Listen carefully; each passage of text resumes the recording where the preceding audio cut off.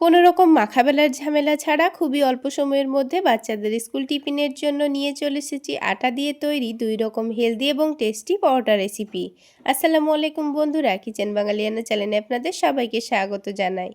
যেহেতু এখন রমজান মাস, তাই কোনো রকম ঝামেলা ছাড়াই আপনারা ঝটপট এই পরোটাগুলো বানিয়ে বাচ্চাদের স্কুল টিফিনে দিতে পারবেন। তো পরোটাগুলো বানিয়ে নেওয়ার জন্য আমি এখানে 1 কাপ পরিমাণ আটা নিয়ে নিচ্ছি। চাইলে আপনারা ময়দা দিয়ে বানিয়ে নিতে পারবেন কিংবা আটা ময়দা দুটোও নিতে পারবেন। এবার এখানে দিয়ে দিচ্ছি সামান্য পরিমাণ লবণ আর হাফ টেবিল চামচ পরিমাণ চিনি।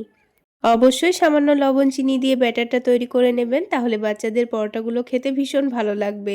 তারপরে অল্প অল্প করে পানি দিয়ে একটা ব্যাটার তৈরি করে নিতে হবে। পানিটা কিন্তু একেবারে দিয়ে ফেলবেন না, বারে বারে অল্প অল্প করে দিয়ে ব্যাটারটা তৈরি করে দেবেন। তো আমি এখানে হ্যান্ড উইক্স দিয়ে ব্যাটারটা তৈরি করে নিচ্ছি। চাইলে আপনারা হাত দিয়ে খুব ভালো করে ব্যাটারটা তৈরি করে নিতে পারেন। আর বারবার অল্প অল্প করে পানি দিয়ে ব্যাটারটা তৈরি করে নিলে কিন্তু ব্যাটারের মধ্যে কোনো রকম দলাভাব থাকবে না।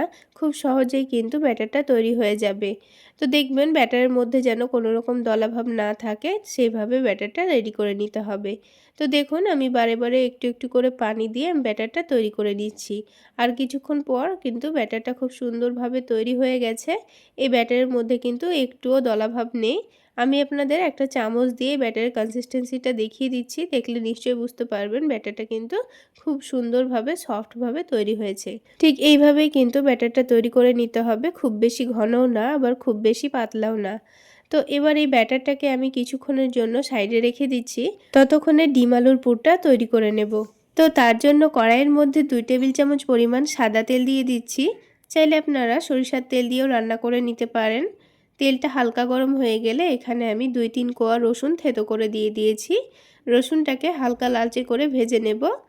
তো একটু নাড়াচাড়া করে নেওয়ার পর দেখুন কালারটা কিন্তু অনেকটাই চেঞ্জ হয়ে গেছে। এবার এখানে দিয়ে দেব পেঁয়াজ কুচি। এখানে আমি মিডিয়াম সাইজের একটা পেঁয়াজ কুচি করে দিয়ে দিয়েছি। এবার গ্যাসের ফ্লেমটা বাড়িয়ে দিয়ে পেঁয়াজটাকে একটু ভালো করে নাড়াচাড়া করে ভেজে নিতে হবে। পেঁয়াজটা যখন হালকা ভাজা ভাজা হয়ে যাবে তখন এখানে দিয়ে দেব টমেটো কুচি। টমেটো যদি না দিতে চান না দিলেও হবে। এবার তার সাথেই দিয়ে দেব একটা গ্রেট করা আলু। তো আমি এখানে একটা আলু গ্রেট করে দিয়ে দিয়েছি। আলুর পরিমাণটা আপনারা কম বেশি করে নিতে পারেন। সব কিছু একসঙ্গে খুব ভালো করে ভেজে নেব। একটু পরে এর মধ্যে দিয়ে দেব স্বাদ মতো লবণ, হালকা দিয়ে দিচ্ছি হলুদের গুঁড়ো, হালকা দিয়ে দিচ্ছি ভাজা জিরা গুঁড়ো, আর সামান্য পরিমাণ দিয়ে দিচ্ছি ধনে গুঁড়ো, আর ঝালের জন্য দিয়ে দিচ্ছি মরিচের গুঁড়ো। ঝালের পরিমাণটা আপনারা আপনাদের পছন্দ মতো দিয়ে দেবেন। এবার সব কিছুকে একসঙ্গে ভালো করে নাড়াচাড়া করে নেব। আলুটা সেদ্ধ হয়ে যাওয়া পর্যন্ত এটাকে এইভাবে নাড়াচাড়া করে নিতে হবে। ঢাকনা দিয়ে ঢাকার কোনো দরকার নেই। এভাবে কিছুক্ষণ নাড়াচাড়া করে নিলে কিন্তু আলুটা খুব ভালোভাবে সেদ্ধ হয়ে যাবে। আর লবণ দেওয়ার কারণে কিন্তু টমেটোটা খুব ভালোভাবে গলে যাবে। তো কিছুক্ষণ খুব ভালোভাবে নাড়াচাড়া করার পর দেখুন আলুটা কিন্তু অনেকটাই সেদ্ধ হয়ে গেছে আর ভাজা ভাজাও হয়ে গেছে। এবার এখানে দিয়ে দেব একটা ডিম। তো আলুগুলোকে একটু সাইডে সরিয়ে নিয়েছি। তারপর সামান্য পরিমাণ সয়াবিন তেল দিয়ে দিচ্ছি। একেবারে সামান্য পরিমাণ তেল দিয়ে দেব। তেলটা হালকা গরম হয়ে গেলে এখানে একটা ডিম ফাটিয়ে দিয়ে দিয়েছি। আমি এখানে একটা ডিম দিয়ে দিচ্ছি, আপনারা চাইলে ডিমের পরিমাণটা বাড়িয়ে নিতে পারেন। তো ডিমটাকে একটু ভালো করে কুচি করে ভেজে নেব। তো প্রথমে ডিমটা একটু ভেজে নেওয়ার পর সব কিছুর সঙ্গে একসঙ্গে ভালো করে মিশিয়ে নিতে হবে। মিশিয়ে নেওয়ার পর আবারও 2 মিনিট একটু ভালোভাবে ভেজে নিলেই কিন্তু হয়ে যাবে। তো দেখুন খুব ভালো করে নাড়াচাড়া করে মিশিয়ে নেওয়ার পর এখন কিন্তু একেবারে ডিমের পুরটা রেডি হয়ে গেছে। এবার এটাকে নামিয়ে এক সাইডে রেখে দেব। এবার আমি আপনাদের পরোটাগুলো তৈরি করে দেখিয়ে দিচ্ছি। তো প্যানের মধ্যে সামান্য পরিমাণ তেল খুব ভালো করে চারিদিকে ছড়িয়ে দিচ্ছি। এতে করে পরোটাগুলো তৈরি করে নেব, তখন কিন্তু এটার নিচে থেকে লেগে যাবে না। তো পরোটাগুলো প্যানের মধ্যে দেওয়ার আগে এরকমভাবে একটু নাড়াচাড়া করে নিতে হবে। তারপর আমি 1 চামচ মতো ব্যাটার দিয়ে দিচ্ছি। আপনারা বড় করে পরোটাগুলো বানাতে চাইলে একটু বেশি করে এখানে ব্যাটারটা দিয়ে দেবেন। তো ওপরের দিকটা যখন ভালোভাবে শুকিয়ে আসবে তখন এটাকে উল্টে দিতে হবে। তো তখন উল্টে দিলাম, আর এখানে কিন্তু এখনও পর্যন্ত আমি তেল দিইনি। তো 2 দিকটা হালকা করে ভেজে নেওয়ার পর এখানে আমি ডিমের পুরটা 1 চামচ মতো দিয়ে দিচ্ছি। যেহেতু ছোট পরোটা তাই কিন্তু এখানে 1 চামচ পুর দিয়েই হয়ে যাবে। আর এবার এটাকে উল্টে দিয়ে একটু ভালো করে চেপে দেব।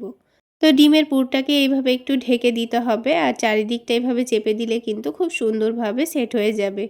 তো এটা খুব ভালোভাবে সেট করে নেওয়ার পর এবার এটাকে ভেজে নেওয়ার জন্য আমি অল্প করে একটু সয়াবিন তেল দিয়ে দিয়েছি। তেলটা দেওয়ার পর এটাকে একটু ক্রিস্পি করে ভেজে নেব। তো দেখুন একদিকটা কিন্তু খুব সুন্দরভাবে ভাজা হয়ে গেছে, তারপর আমি উল্টে দিয়েছি আর দুই দিকে একটু উল্টে পাল্টে খুব সুন্দর কালার আসা পর্যন্ত ভেজে নিয়েছি। তো একটা পরোটা কিন্তু আমাদের তৈরি করা হয়ে গেল। এটা খেতে কিন্তু ভীষণ মজার হয় বন্ধুরা। তো আমি আপনাদের আরও একটা পরোটা তৈরি করে দেখিয়ে দিচ্ছি। ঠিক একইভাবে আরও একটা পরোটা আমি তৈরি করে নেব। তাহলে বন্ধুরা আজকের এই ডিম পরোটা রেসিপি যদি আপনাদের ভালো লেগে থাকে তাহলে অবশ্যই একটা লাইক শেয়ার করে দেবেন। সেই সাথে আমার এই সহজ রেসিপিগুলো যদি ইউটিউব চ্যানেল থেকে দেখে থাকেন চ্যানেলটি সাবস্ক্রাইব করে দেবেন, আর ফেসবুক পেজ থেকে দেখে থাকলে পেজটি ফলো করে দেবেন। তো বন্ধুরা ঠিক একইভাবে কিন্তু আমাদের আরও একটি পরোটা তৈরি করা হয়ে গেল। তো দেখলেন তো কত সহজভাবে আপনারা এইভাবে পরোটাগুলো তৈরি করে নিতে পারবেন, কোনো রকম মাখাবেলার ঝামেলা নেই। তাছাড়া ডিম আলুর পুরটা তৈরি করতেও কিন্তু খুব বেশি সময় লাগে না, ঘরোয়া কিছু মশলা থাকলেই ঝটপট তৈরি করে নেওয়া যায়। তো আমাদের দুটো পরোটা কিন্তু তৈরি করা হয়ে গেল। ঠিক একইভাবে আমি বাকি পরোটাগুলো তৈরি করে নিয়েছি।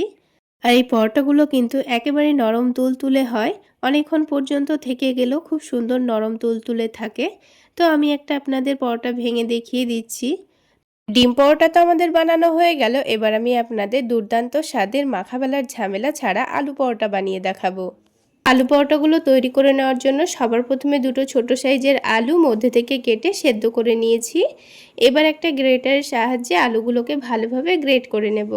আপনারা চাইলে কাজটা কাঁটা চামচ দিয়েও করতে পারেন কিংবা হাত দিয়েও ম্যাশ করে নিতে পারেন, তবে দেখবেন আলুর মধ্যে যেন একটুও দলাভাব না থাকে। তো আলুটাকে আমি ভালোভাবে গ্রেট করে নিয়েছি। এবার এর মধ্যে কিছু মশলা দিয়ে দেব। তো স্বাদ মতো লবণ দিয়ে দিচ্ছি, সামান্য পরিমাণ হলুদের গুঁড়ো দিয়ে দিচ্ছি, তারপরে দিয়ে দিচ্ছি ভাজা জিরা গুঁড়ো, আর অল্প করে একটু কাশ্মীরি রেড চিলি পাউডার দিয়ে দিচ্ছি।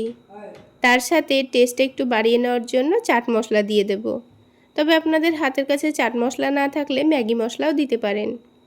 এবার এখানে অল্প করে একটু চিনি দিয়ে দিচ্ছি, তারপর লেবুর রস দিয়ে দেব।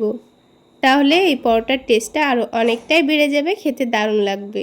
এবার আমি এখানে 2 টেবিল চামচ পরিমাণ বেসন দিয়ে দিচ্ছি। এবার প্রথমে 1 কাপ পরিমাণ পানি দিয়ে দেব, তারপর সব কিছু একসঙ্গে ভালোভাবে মিশিয়ে নেব।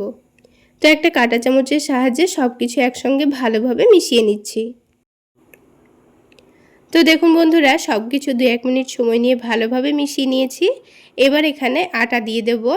আপনারা চাইলে আটার পরিবর্তে ময়দাও ব্যবহার করতে পারেন। তো আমি এখানে হাফ কাপ পরিমাণ আটা দিয়ে দিচ্ছি। আপনারা চাইলে আটার পরিমাণটা এখানে একটু বাড়িয়েও নিতে পারেন। তো একটা হ্যান্ড উইক্সের সাহায্যে সব কিছু একসঙ্গে ভালোভাবে মিশিয়ে নিচ্ছি।